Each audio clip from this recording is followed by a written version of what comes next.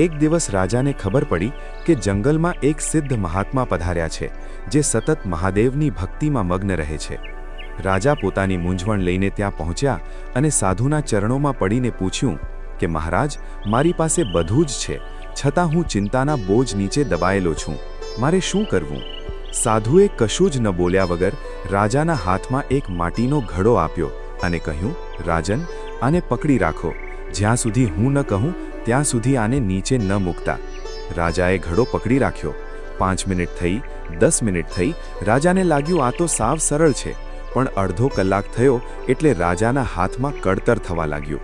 1 કલાક પછી તો રાજાના હાથ ધ્રુજવા લાગ્યા અને અસહ્ય પીડા થવા લાગી.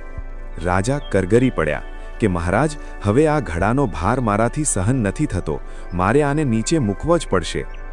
ત્યારે સાધુએ હસીને કહ્યું, બસ રાજન, આ જ ચિંતાનું રહસ્ય છે.